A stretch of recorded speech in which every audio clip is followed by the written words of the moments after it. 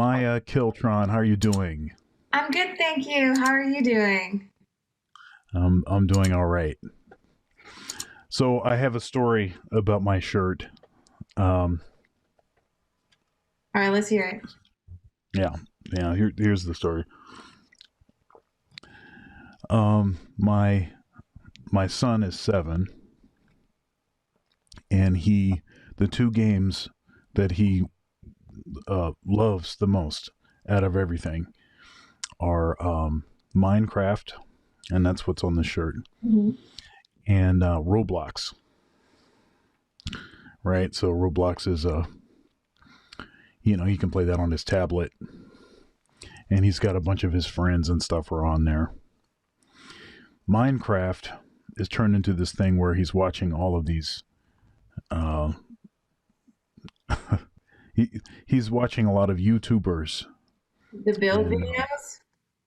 yeah, Yeah. yeah, a lot of gamers and playing. So he's figured out how to do all kinds of crazy stuff, and I'm like, man, I don't even know how to do any of that. And so anyhow, so the short story is, um, you know, Minecraft is okay, but that's not really the kind of video games that I'm into. But he wants to play it so much that I every once in a while I'll play it with him. I'm more into like sports games, and we've got all these Lego games. Oh, nice. So so that whole universe, it's really cool because like the uh so because if you can play one of those games, you can pretty much play all of them. Mhm. Um, and but he just gets bored with that. He just likes building stuff. So anyhow, my my wife bought me this shirt, not because I like the game, but because he likes the game. And and I got stopped at a let's see, what was it?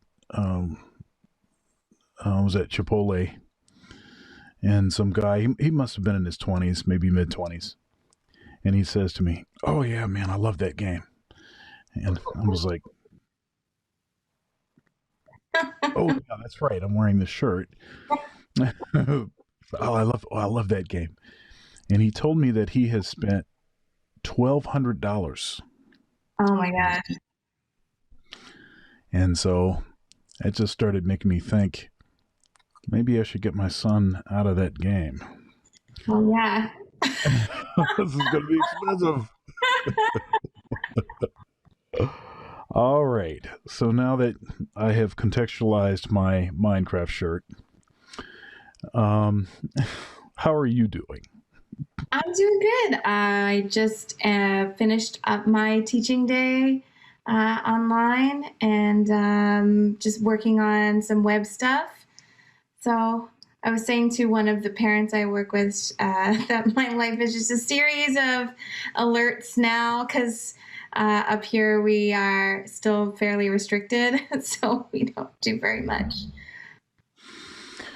Yeah. So we heard. So I live in Ohio, Yeah. and I guess the governor is releasing all of the restrictions on June 2nd. And Ohio is a red state. Mhm. So he has been sort of battling back folks for a Right. long time.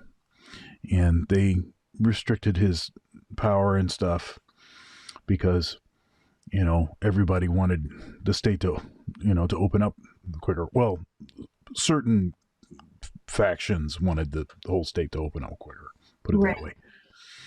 And so that's happening. Um, and I have to admit that when I went to the gym this morning, not having the sort of um, so we had all of these things in place, right? So plexiglass, Right. temperatures, take your temperature. Um, you can't just go get the towel yourself. They have to hand you the towels. All the employees have, gloves on, masks on, everything. When you come into the gym, you have to have a mask on. And and then they also like severely limited the the number of kids that could be there, because there's like a child care thing. And then so first you had to do it by appointment, Mm-hmm. and then it was like, okay, we'll do about half the time, and all of that kind of stuff. And over the last 3 or 4 weeks, they've been taking one thing down after the next. So it started with, well, the towel thing that happened a long time ago, so we could do that. Okay, but then the second thing I noticed is no more taking temperatures. Still had the plexiglass up, everybody still like that. Then the next thing, the plexiglass goes, and then I got an email last week sometime that said that if you're fully vaccinated, then you don't need to wear a mask, and we'll encourage you to wear one if you haven't been vaccinated. And so then I showed up there this morning, and even the employees didn't have masks on. So it does have a sense of like maybe moving forward, and I think no one's been more devastated than the music industry. Agreed. And so it gives me a sense of hope. I frequently tour with the Count Basie Orchestra, and I noticed that they had just done a little mini tour, done a few concerts. Really? Yeah, and that's like a huge thing. This is the first thing that they've done since the pandemic began. Wow. And so a few things seem like they're starting to move. And I think as more people get vaccinated, I was really on the fence about getting vaccinated, by the way. So, well, no, I wasn't just on the fence. I was like, I don't know if I want to do that. Right. And then, but I always was like, okay, if there's enough research data to suggest that, okay, people's arms aren't falling off and stuff like that. Yeah. And I was like, okay, so, and I was like, okay, so let's see what happens. So I'm actually scheduled to get vaccinated on Thursday. Well, that's good.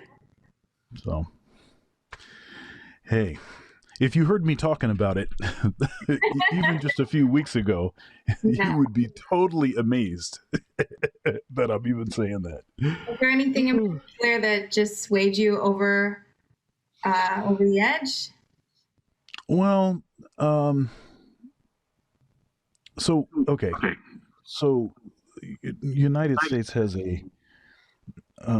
kind of a bad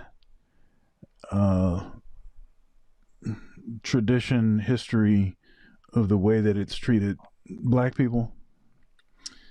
And there's been a number of, so you had state sanctioned terror on, Black Wall Street, and there were dozens of Black Wall Streets, and they were all kind of systematically disassembled. But you also have some sort of series of injections like the Tuskegee experiment. Mm-hmm. And so, knowing the history the way I do, and also understanding that practically everything, that happens seems to disproportionately impact the Black community. All these sort of experiments, and not just experiments, like sort of like social experiments even. All of this stuff seems to disproportionately impact the Black community.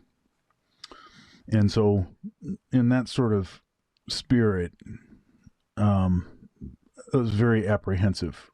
Mm-hmm. Very apprehensive. And I had opportunity to be vaccinated early. Right. But there was no way I was going to do that. I drag my feet on a lot of things. So I suppose it's not too different. Right. So I discovered you on Facebook. And it seems like that's. Thank you so much for watching my video so far. If you'd like to support, there are several ways to do so below. Also, likes are free. Please comment, share, and subscribe. Now back to the video. It seems like that's kind of a way to discover people these days on social media. Absolutely. And there's a lot of folks that have a lot of great that are doing a lot of great things. I think the first thing that I saw from you was let's see here, and I tuned in a few times. You were doing a vocal warm up sort of session, and it seemed like you were doing that fairly frequently.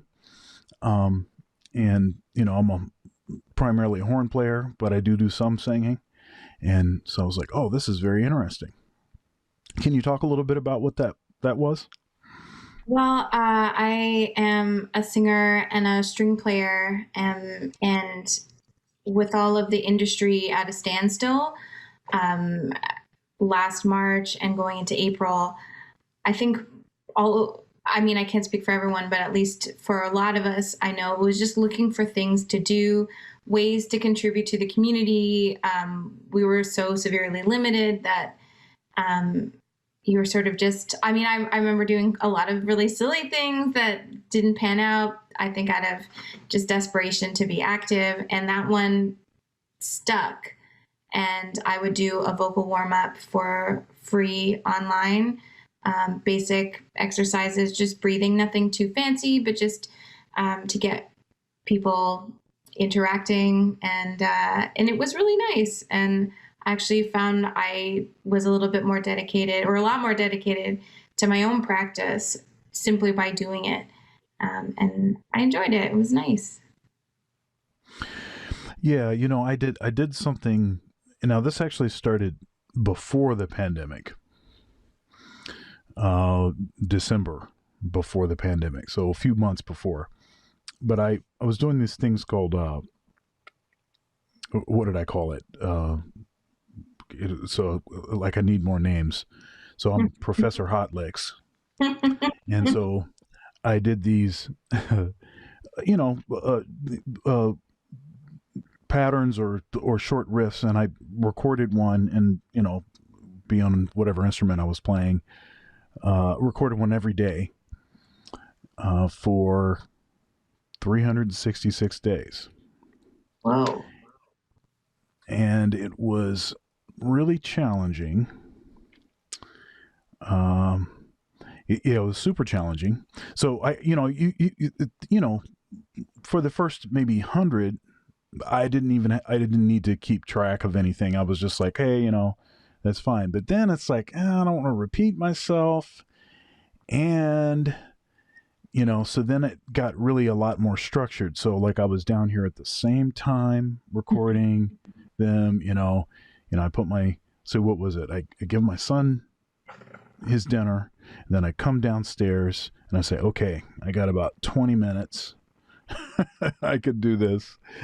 And, and it's amazing what happens, like, once you start doing something consistently, like, how you can kind of condition yourself. And one of the reasons, was something that you sort of suggested, by doing the vocal warm-up thing consistently, is, it kept me playing. Right. So, and it kept me being creative. There's a great trombonist and composer arranger, Steve Torre, and he has this sort of consistent composition strategy where every day he writes something. Mm-hmm. And it could be 10 bars of something, could be 32 bars of something, could be 8 bars of something. Might not be related to anything else that he's written in the last month or something, but he just does this. And then eventually what happens is, this piece goes with this other piece, and then you end up being able to assemble something. And then, you start to use your knowledge of music theory and just your musicianship to sort of shape something. It's always easier to start with something than that blank page. Yeah, and you also just be in the habit. It kind of just can roll then. Yeah.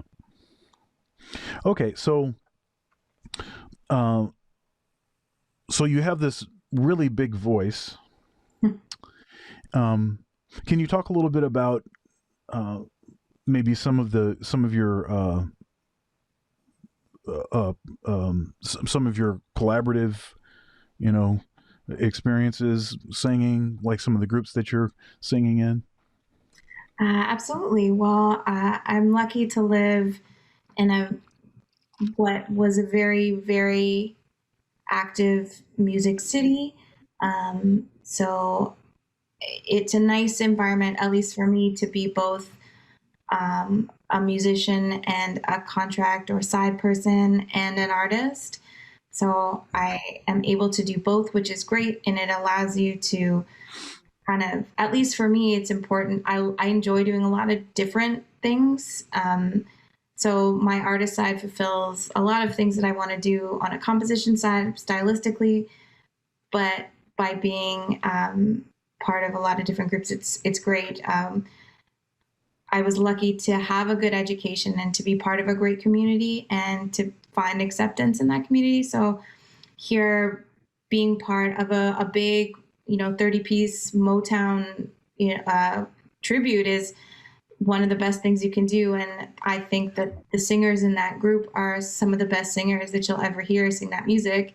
And to be part of that group is fantastic. And I think Yeah. one of my favorite things, I mean, I love being a front person, of course, but singing backups in the way that they were recorded precisely for such great singers that can front the band is one of the biggest privileges I could have as a singer. When you feel the harmony lock in, there's something very special about that. It's not about one voice over another. It's about the voices together. I love that. And then I mean, I really enjoy being a classically trained singer as well. And I run a choir where we do everything from classical to contemporary music, and being able to share that with people who wouldn't otherwise have the courage or even just the time to do it is really nice to share that experience via Zoom. And then I mean, I love boogie and modern funk, and that's the music that I make. And Mm. I think that I desperately want to make music that makes people smile and dance, and that makes you feel good. And not every genre has to be that. It just so happens that I love to do that, especially in a live setting. It's my favorite thing to watch a whole room, like whether they're really paying 100% attention to you or not, if they're having a great time, you just watch people smiling and really dancing. I miss that so much. This is very interesting because so I'm classically trained also, and I'm jazz and commercial music. That's been most of my career. But I think there's this great benefit of having training in, I think, especially those two large sort of areas, jazz and classical, because it sort of sets you up to really be able to do anything you want with music. I mean, this is what can't you do if you can have success doing those? And one thing that's interesting about something you said, this thing, people are having a good time. They're hearing the music, but maybe they're not focusing on the music, And, Miles Davis famously or infamously said, don't call it jazz. He says it's social music. And it kind of gives a different sort of context for the purpose of, jazz and commercial music as opposed to art music. And what the sort of expectation is for how you listen to that music, how much you're paying attention to what's going on. No less sophistication, but the purpose of the music is different than art music. So that's seems to be a sort of returning theme on these interviews. is this sort of um, the difference between the way that those two in I mean I I play a lot of clubs. Okay, so and in playing in clubs, matter of fact, I played this past Thursday, and on this past Thursday, was actually, this is interesting because this is the heaviest audience that we've had. We've been doing the second Thursdays thing with my quartet, Dr. Thunder Quartet, and I mean it's clamorous. This I mean people are talking and everybody's talking over everybody else and like this, but I also know that they're there to listen to the music, and that's a different that that's a different experience than going to a concert hall Mm-hmm. and you're not allowed to clap until the entire piece is over. Yeah. So if you if you had to choose one, what would it be? Oh, well, I would 100% I mean, I have to say, I mean, there's something about the formality of these, like, this litany of rules and social etiquette that comes with this classical music world. I was kind of educated within it and led to believe that, this was a way to be legitimized as a musician. And, that's not going to leave me easily. But then when you get your first taste of touring and feeling what it's like to engage with people in the way that you described, where people can talk to each other about them having a good time and still be engaged in what's happening around them. And Right. I mean, there's nothing that replaces that. Yeah. So yeah, I didn't expect that you were going to choose. I was setting you up. Okay, so talk to us about your upbringing in music and maybe some things that were happening around the house. That you grew up in. Music that was happening. Maybe some early teachers. Well, I grew up in the suburb of Toronto, and I'm also adopted. So my adopted parents, didn't know a lot about my birth family and their situation, but what they did know was that my birth mother was a violinist.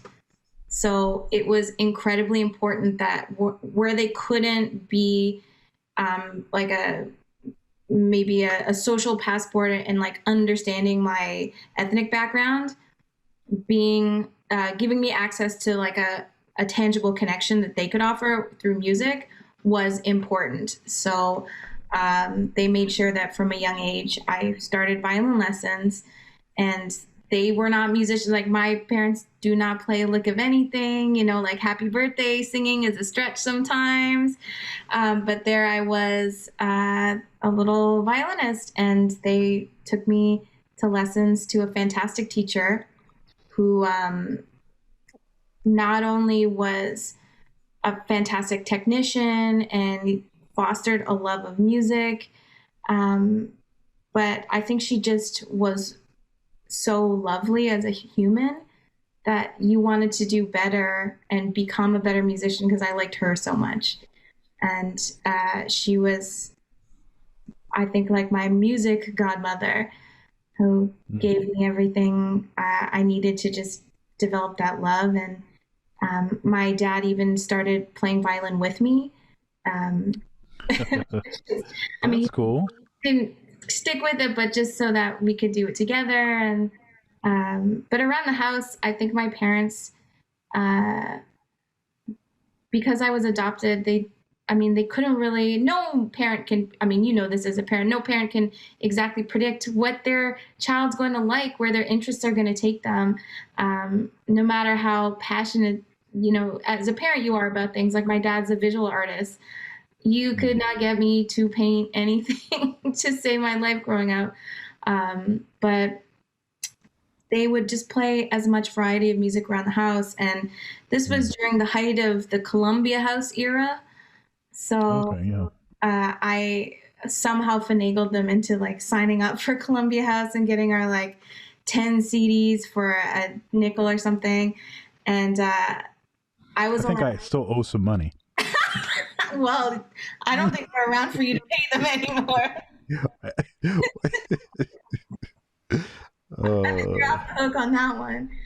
But I was allowed to pick some of the CDs, and they would pick things. And I think my dad is a high school teacher, so one of his things was he really wanted to understand his students really well. So there'd always be like a wide variety of just pop culture music coming through the house. And I didn't really realize that my dad had such a big knowledge of music. Like I had a pretty limited knowledge of music outside of classical.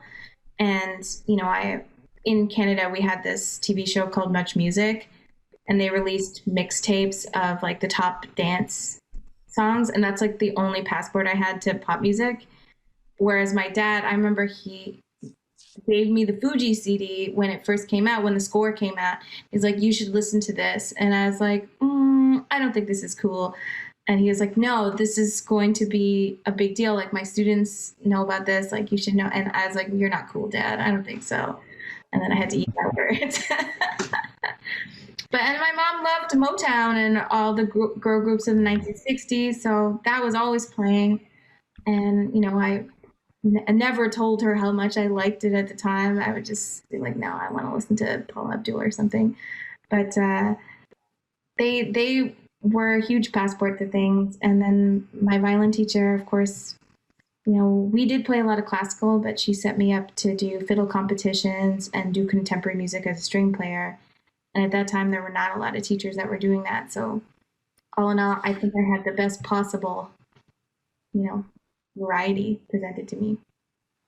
So did the singing sort of accompany the violin in the beginning, or was that something that was just later? Much later. Okay.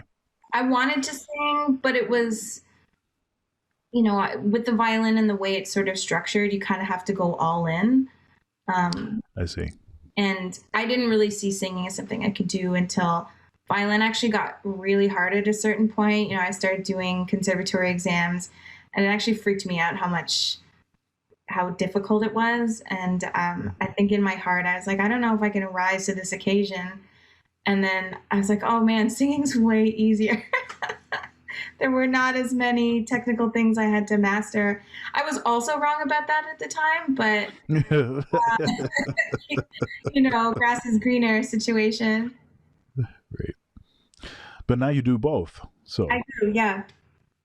Very lucky. So, so this is interesting. I interviewed Camille Thurman, and Camille is a great singer and multi-instrumentalist. And I actually brought her to Ohio State for the 44th annual Ohio State Jazz Festival, and she sang and played with the jazz ensemble. I direct that band. It's a top big band. We played mostly like bassy, but then we played some other things to feature her. And I interviewed her on this conversation series, and she said that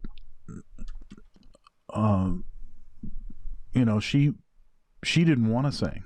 Like, so basically what it was is she wanted to prove that she could really play the horn, and she wanted to be seen as she's a horn player. Right. And she cited that it's not often that women play trumpet and saxophone and like that. There's a lot of piano players and violinists, but not very many saxophone players.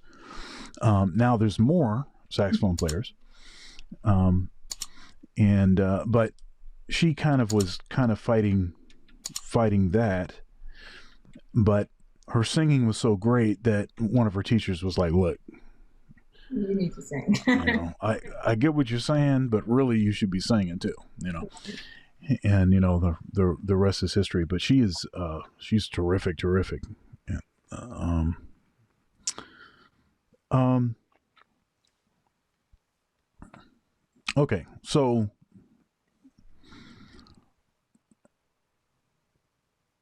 what are some of your favorite things to sing? Well, I mean, I think this is always a hard question.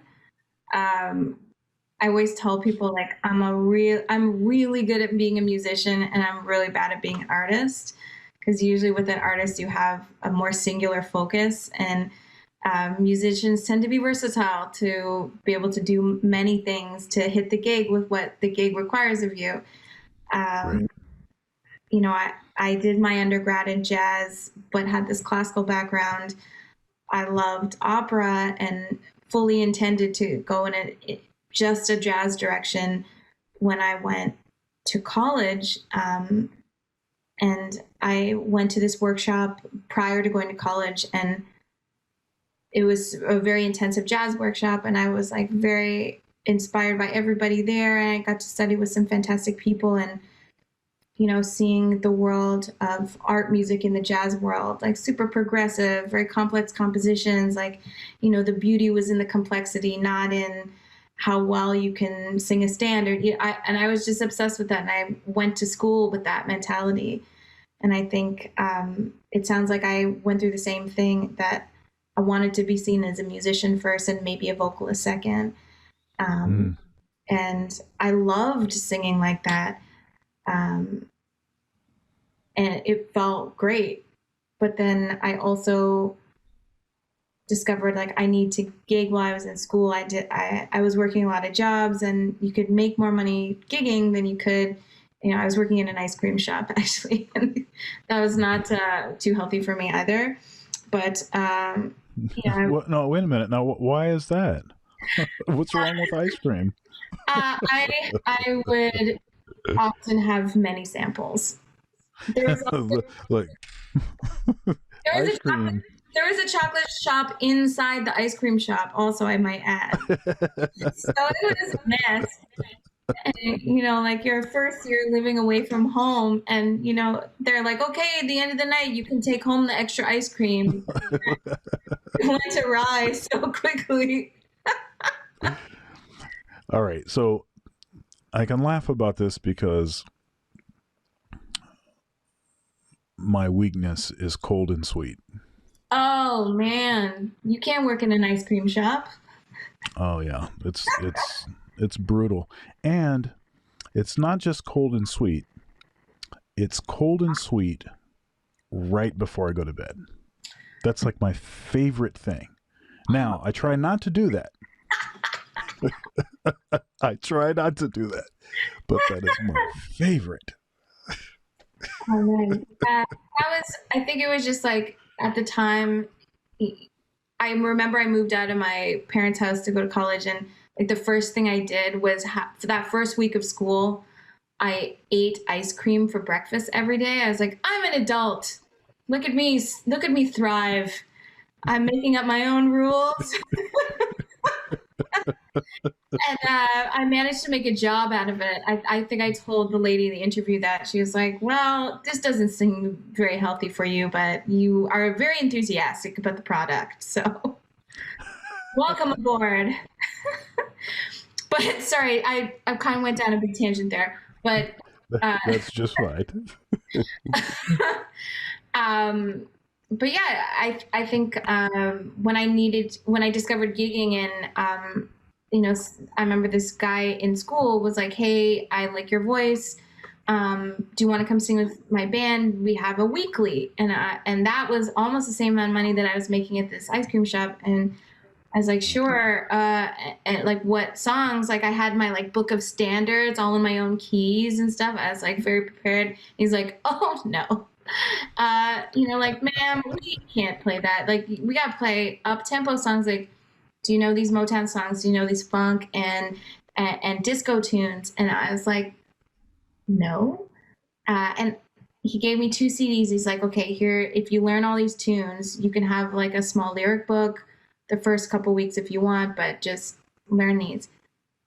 And I think that was it, where it's not that I didn't love doing these other things. Like, I prided myself on being the only singer in my year to do a passable solo on 26-2, and passable maybe strong. But you know what I mean? Like, I could like get through it. But then it was just like, well, can you just come over and sing Donna Summer for a bunch of people who want to dance? And I was like, yes, that I think is for me. So it's nice having the ability to do both. Maybe one is more desirable than the other, like a really shaky 1 2 3 5 for a bunch of like hardcore changes may not be the most danceable thing, but I know there's like pride in that. It's fun when you're with your friends in a band, and it is like this really like brain buster experience, and it's super freeing to do that. But then, if you're singing Bad Girls for a bunch of people that are just having a really great time dancing, there you go with that social music. There's That's right. that. That's right. And Yeah. I'll have you know that on my gig this past Thursday, we played 26-2. But I think it's an interesting thing here. So that tells me that you actually understand what it is that you're talking about, Oh because yeah. because often is the case that people will say, oh, giant steps, and that's a kind of that's a rite of passage. It's an important thing to know. 26-2 is a lot more challenging than giant steps is, in several ways. So that's a full grown tune. I enjoyed that part of school. I think coming from a classical background, having this idea of constant repetition and especially as a violinist, like using your ears. I mean, that was very appealing, and I really loved that part of the jazz education. And there was like something very special about that, and I loved it.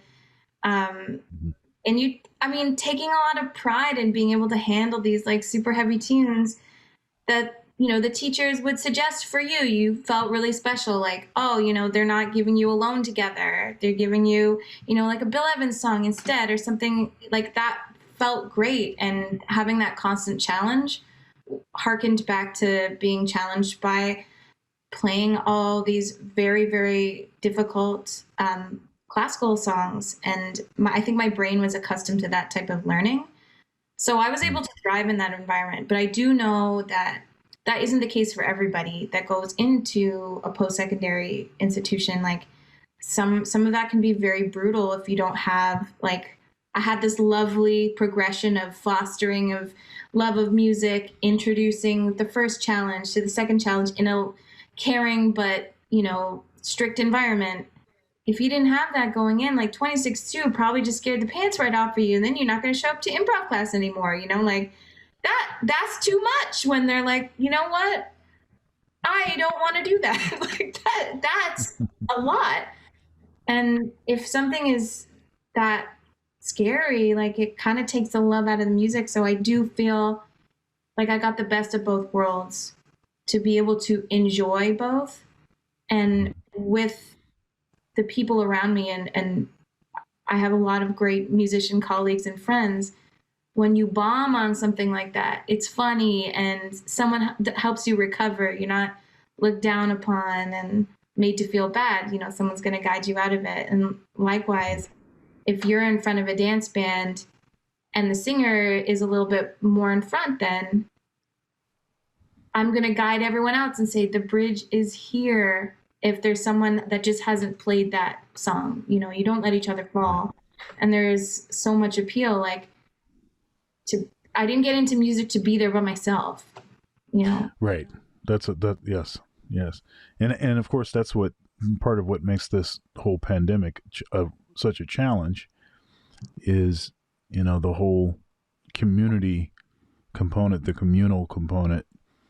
I've done a bunch of the multicam videos, and done a number of live streamed events and everything. Yeah, that's great. It's great that we have the technology to be able to do that, to be able to do what we're doing right now. I'm not complaining about that, but that ain't the same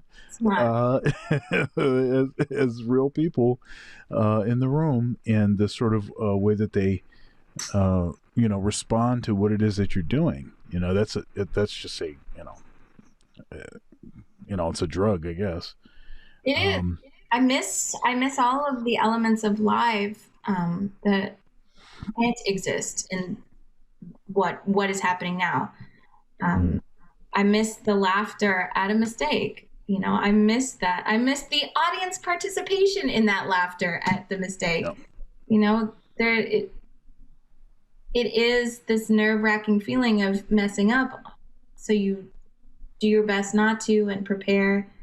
And then if it happens, I don't know, like I actually missed that part of it where you're staying there and being like, well, that was not where we're supposed to go.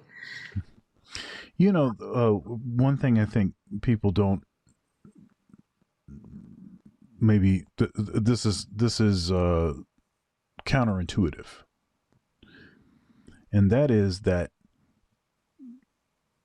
what makes you a great musician, or the evidence of great musicianship, is not to play perfectly. It's what do you do when something messes up. Mm-hmm. Right? When something ain't what it was supposed to be, do you have enough musicianship to be able to make it right? Yeah. That sort of, it's flexibility. It's, like when you memorize something, I don't know, you have like a presentation for class or something, and so you have to memorize this thing. I'm only using this example because my son has a presentation that he's got to do. So that's the first thing that jumped in my mind. And he's got his notes, and we're trying to get him to, not look at his notes as much and all of that. But if you memorize something and it's like, you have it, like you can barely say it, right? But you have it. Don't mess up, because you're going to be totally lost.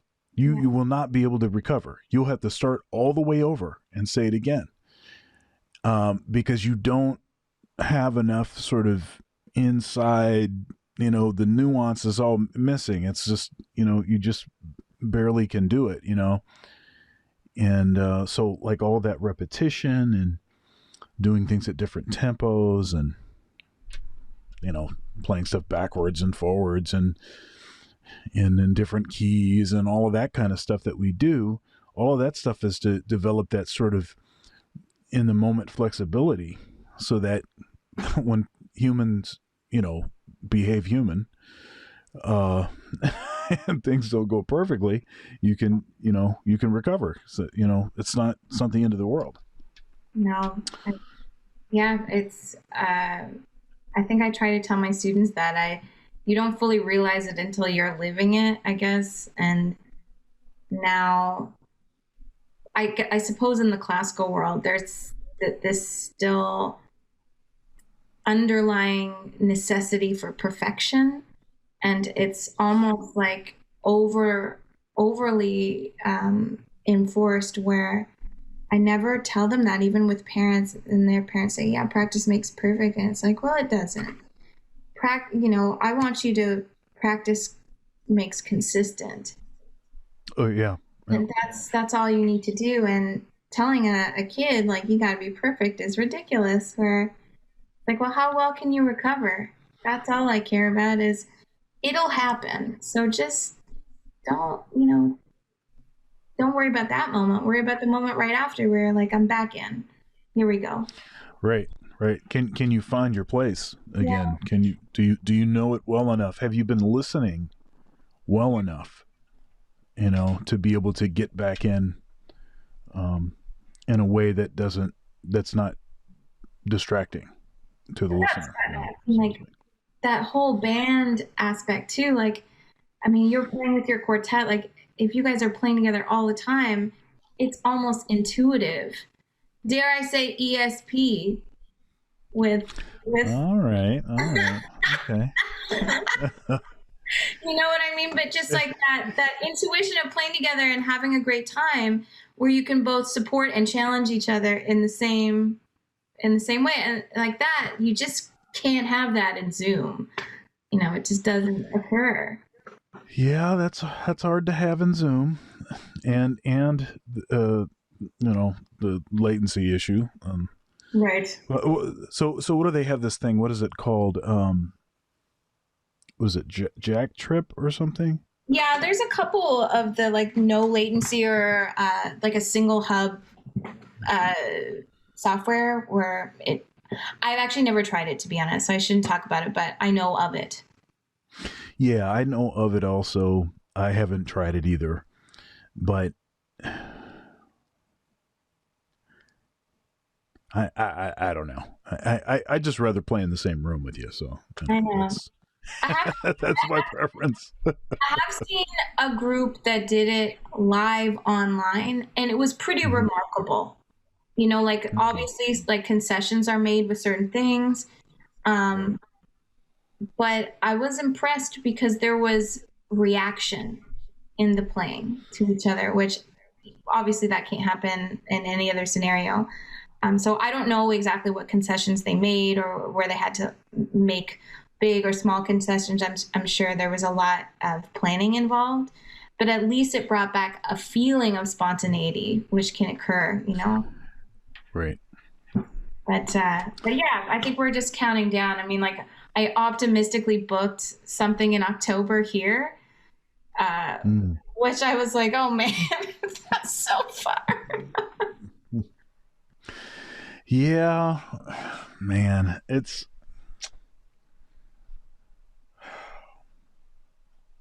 It, going to happen.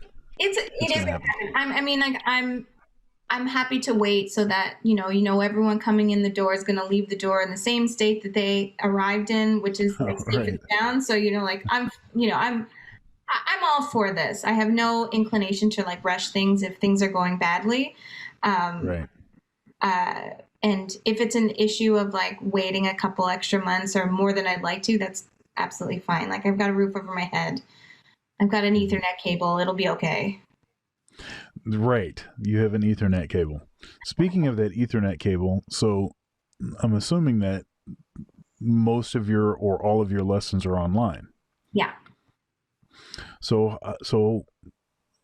I think one thing that now I was teaching lessons online prior to the pandemic, um, and so understanding how to interface and how to sort of teach the content differently. But in my teaching role at Ohio State,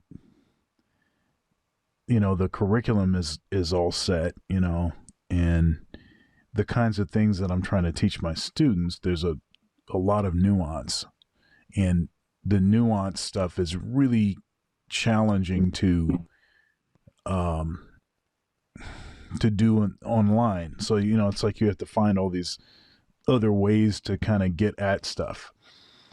Um, so what has this been like for you?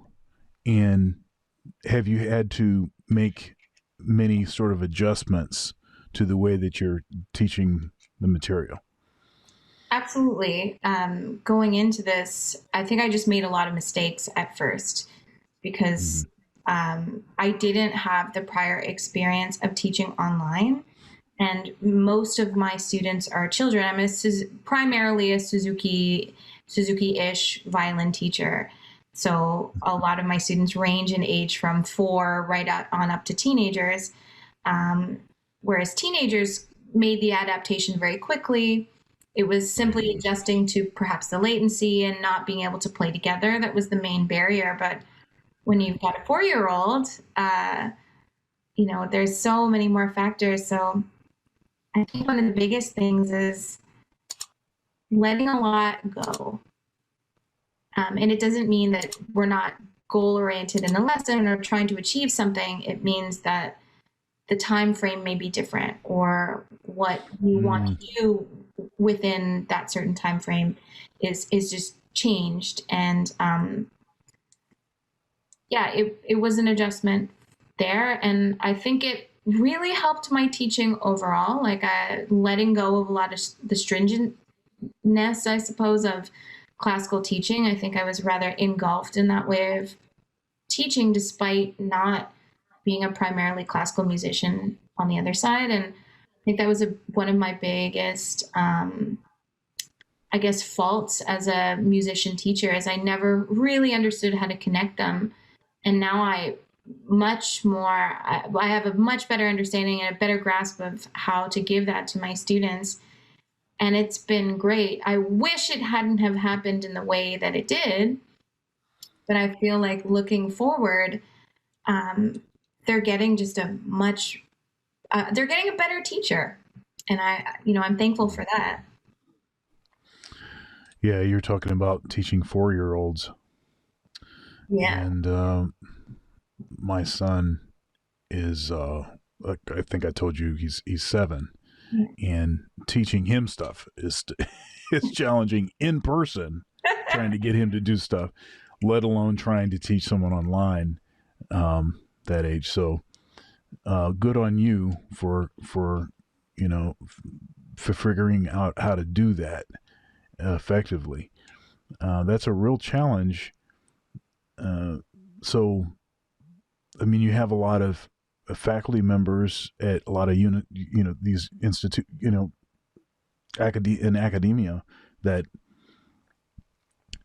they've been in the academic bubble for 30 years or 40 years or something, and they hardly interface with computers. They only do it because they've been forced to do it, and then to go from that to everything online, and then to have to do that, everything online, all of this really intricate stuff that they've been, teaching all these years. That's brutal. Yeah, the learning curve is cruel and steep. Yeah. Yeah, I completely agree. I think I was lucky enough to have a good foundation going into that. And adapting to Zoom was fairly quick. Didn't mean it wasn't without its problems. But I think now we're as smooth sailing as we can go. And I will say that in the summertime, I was able to go to some of the students are local and very close in my neighborhood. So I was able to go and play in their yard, which was kind of like Oh, okay, that's cool. yeah, and I mean, like, you kind of have to. There's like a little kid that doesn't really want to Right. stare at the screen, so I was very happy to do it. And it was just as much for me as it was for them. I was very happy to see the kids and play together. And sometimes, because some of the families have similar age kids and very close in the neighborhood, they'd all band together in a larger park, and so we'd be all, however many feet apart, and get the chance to play outdoors, even if it was just 20 minutes, for these little teeny twinklers, we call them. It was just nice for them to see each other, play together, and then it kind of made going back to Zoom not as painful because they had a little bit of in person. And optimistically, we are looking here at returning to in person by September. So I'm excited. And during summer, I think we'll see them outside again. Yeah, so it seems like Canada is just behind the United States by maybe 6 months or something. Yeah. I 4 to 6 months, something like 4 to 6 months. Yeah. We had our own set of issues to deal with here. that. Right. But it is, yeah, I'm really excited to see them. And it does mean that, on the other side of things, outside of education, the recording industry can kind of get back happening again. Recording remotely, a great product of our technological time, but if you want to have a section sound, you don't have that. You have just a single stem and a click track. So I mean that stuff it isn't the same. No, and when you start talking about stuff like feel, Mm. you know, um, so much in the music now it's highly quantized, um, and I think a lot of that music I think you can do rather effectively, Mm-hmm. um, but for for music that is not intended to be quantized in that fashion, and it tends to be that intends to be more human, it's much harder to do that, Yeah. um in that way. Definitely. um okay, so we talked about your teaching a little bit now. One thing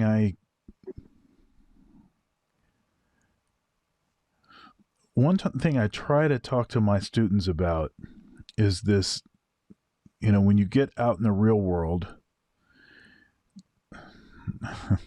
you need to have a broad enough skill set to be able to say yes when somebody offers you a gig. Right. And part of it has to do with sort of believing in your training or trusting your training, and saying yes to some things that maybe are a little outside of your comfort zone. But a lot of it has to do with,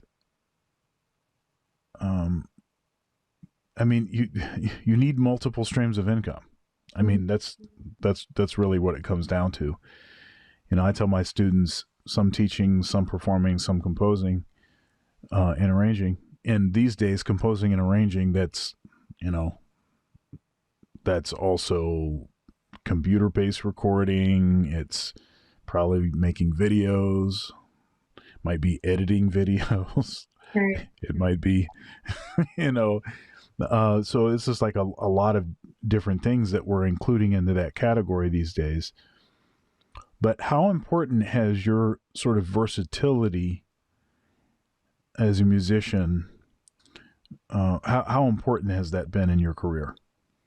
I think it's been nothing short of essential Hmm. for me. Um, I was talking about going into college. I came from a really strong classical background, but I went into a jazz studies program. Um, Right. but I had great musical education that it didn't completely bridge the gap, but it certainly made going to a post secondary institution um, really possible. And I was able to thrive in that environment as opposed to struggle or, maybe not feel as confident or get into certain ensembles. And I think it also gives you, like, in my early 20s, and like, I was a teenager, late teens when I went to college. Um, you have this blind confidence too. Like, I was good at violin, so I must be great at jazz.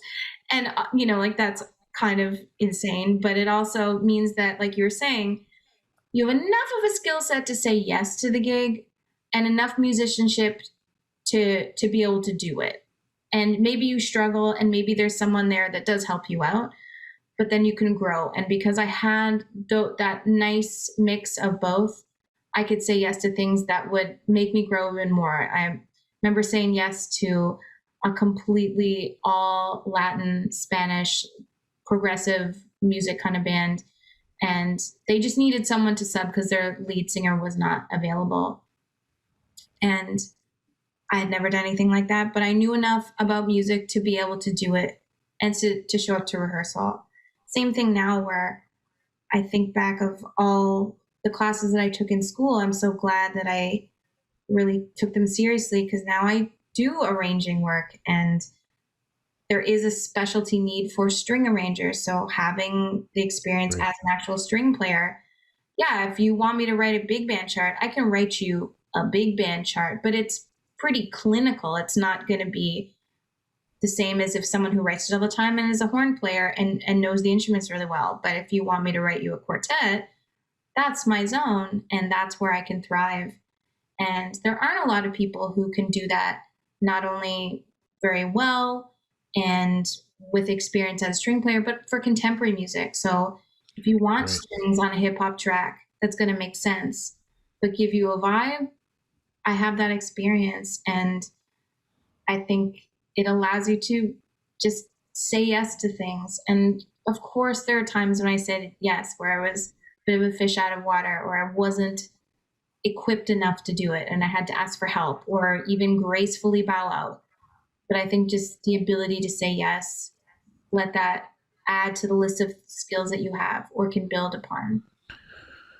I'm very Yeah, proud. the experience thing it's an interesting sort of problem because we're not born with experience. Right. So, what that means is you have to do, maybe hopefully lower intensity face planting, you know? At times you have to, I mean, there's, you kind of, that's what it is. You're going to sound bad whenever you try to do something at first. The beauty of a good, general music education curriculum is to impart enough principles of musicianship so that it's not a full speed face plant, but little. hopefully, hopefully it's not a face plant at all, but it could be, and that's what it is. That's what this thing is. And so the more experience you have, the more confident you're going to be taking risks, and it tends to work out. But getting started can be really clunky and really challenging. And so I think folks need to be willing to take those risks, take those opportunities, especially when they're young, and they can still sort of recover. Yeah. Oh yeah. Yeah.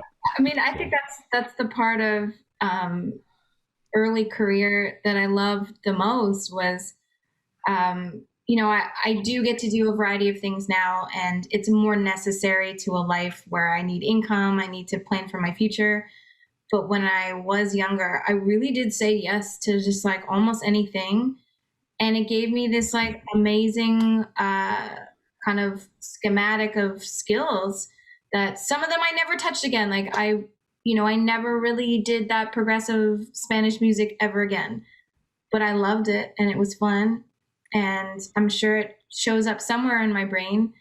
But I'm certainly glad I had the opportunity to do that. And even now, sometimes I'll sub into an orchestra here, and I am not at the same level as the string players in the orchestra. Like I'm very aware of my skill set, but the challenge is there. And so maybe they practiced, 3 hours to get that together, and I'll do 20 because I can't just show up and play or sight read down the music like everybody else can.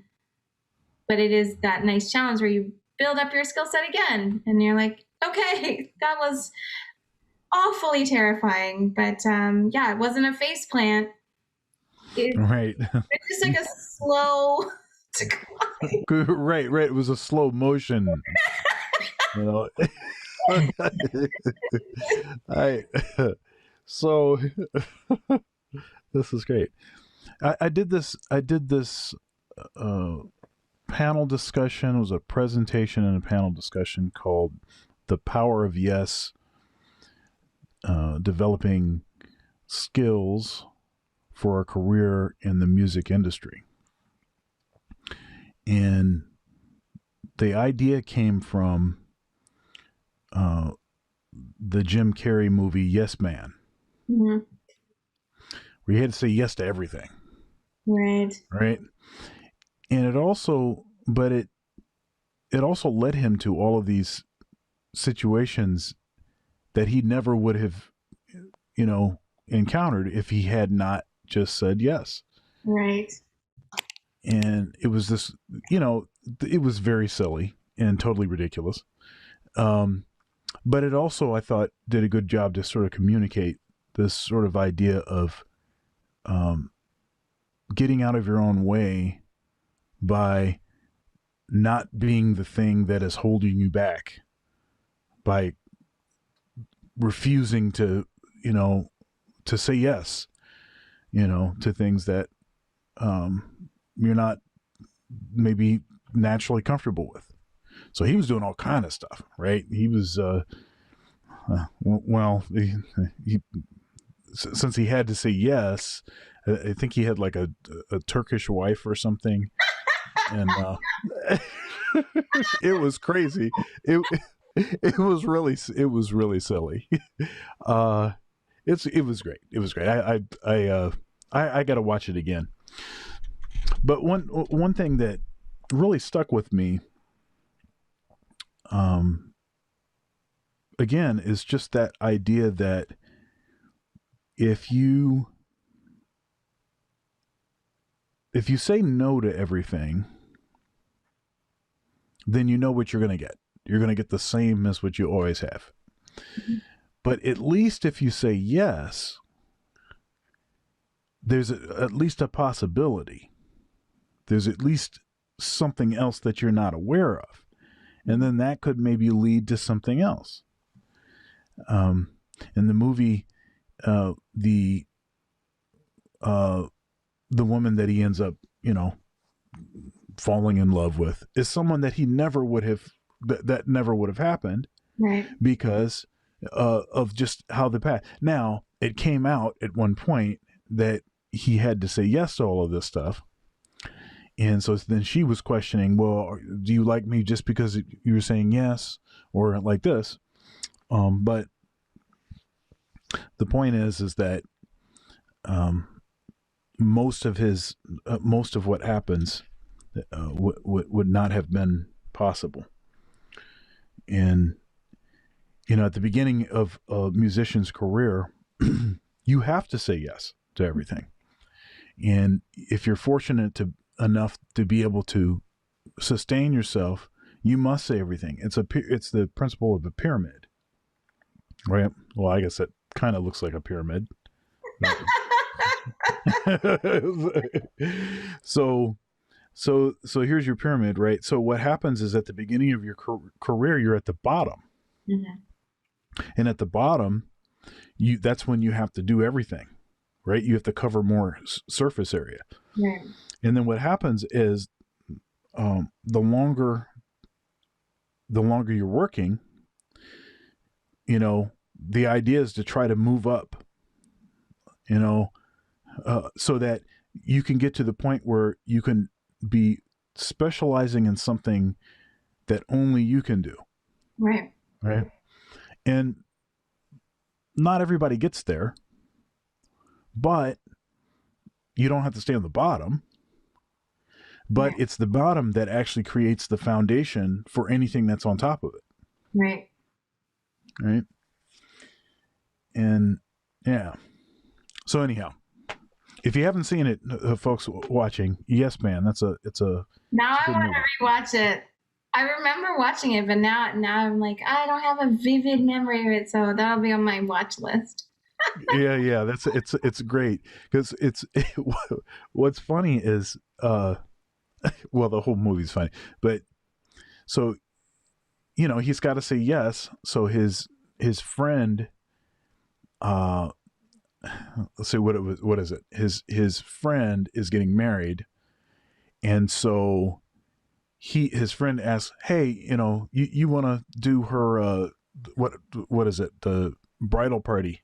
So he's gonna plan the bridal party for his friend's girlfriend, right? And they're sitting outside, and and then they pan over and they show, it's like his what is it, like his Turkish wife or whatever is is sitting next to him, and he's saying, "Oh, and I'm probably going to get rid of her anyway." It's like this kind of thing. It's like, wait a minute, I can hear you. I'm sitting right here, but it's like one of these. I don't think he ever met her in person, right? Right. It's like he opened up an email and he has to say yes to everything. So that's how he ends up with this. Oh my gosh. I didn't watch that. I feel like I saw it on a streaming thing. Oh my gosh, that's so funny. But I Yeah, feel yeah, like this idea of this pyramid, I think that yeah. yeah, just building this foundation, and you know, it's kind of this situation too where if you get in the habit of saying no, it's going to keep happening. But if you get in the habit of saying yes, regardless of the outcome, you're going to continue to do it. Even if you have a moment which is really scary or doesn't work out the way that it's supposed to. Yeah, yeah, and then there's the other thing where, and this is sort of a practical and maybe a social kind of issue that is solved by saying yes. It is the case that in a particular area of the music industry that you want to be working in, if you say no too often, people will start to think that you don't want to work. Right. And that can be sort of dangerous, and that's a hard thing to balance sometimes, because there may be situations where it is a better idea to say no. But maybe you need to say yes because of other opportunities that you think that may come out of something. So, yeah, there is that. It's good to hear that, because I feel in some ways, um, I don't know if I always heard that when I was in school, but then there was your one influential teacher that does let you know, like, you kind of go to them with a conundrum or something, like, should I say yes to this gig? I have to learn all these songs, or I don't really know anybody in the group, or any possible, trepidation to doing it. And then you just need that one person that says, like, you should really do this. And yes, it's going to be hard, or like, maybe you're not the first call for this because of XYZ, but they still asked you. So go for it and let it happen. And, at that point too, when you're a student, you're sort of freaking out over what would be like, this like hilarious, like $40 gig, that really doesn't factor. But, you're 18 years old and you're like, will they let me in the club? Like, I don't know. Like, and then ultimately you're just like, oh, well, I'm really glad, because then, that gig didn't go well, but the guitarist and I are like friends now, and we gig together all the time, and that means this other thing. And that is, I think I was very fortunate when I was younger to have a little bit of blind confidence, maybe foolish confidence, but it also, I had enough wherewithal to practice when I would blindly say yes to things that maybe were a bit outside my wheelhouse. All right. So what do you have coming up? I heard you say something about booking something in October. Yes. And if there's anything that you'd like to plug, or yeah. Well, as I know we talked a lot about jazz. I love getting the chance to talk about other sides of my musical personality. But I do make modern funk and boogie, and I'm writing my second album right now. So a single is coming out in the summer, and that is very much in the boogie lane. This apparently is going to be the summer of roller skating, so we're going to feature a local like a really amazing roller skater from Toronto in the video. And then in October, I'll get the chance, fingers crossed, to test out some of the album songs live, so no one will have ever heard them.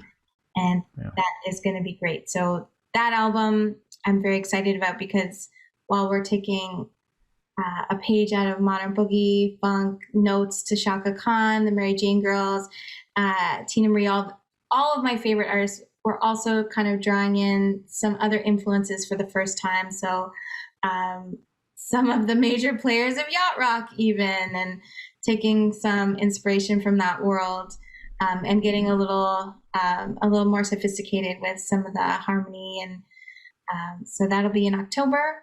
And that's the biggest thing is this new album. And you'll be able to hear the first single called Guaranteed, and that's coming out in July. That's great. I'm looking forward to that.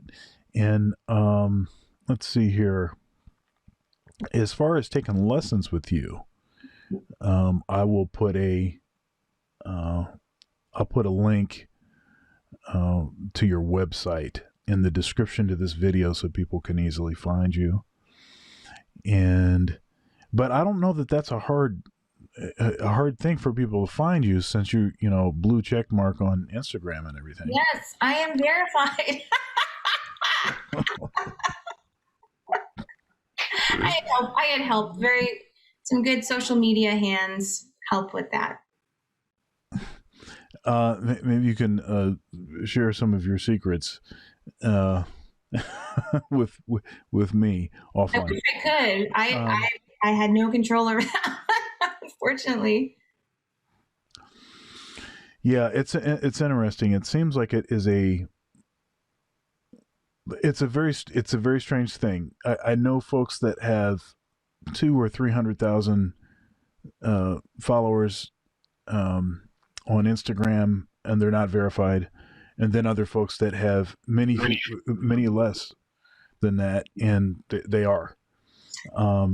I couldn't tell you. I know the only thing that I can say is that through their verification process, you're still dealing with a human at the end of the line, like even though it's an algorithmic thing, and they take the time to verify who you are.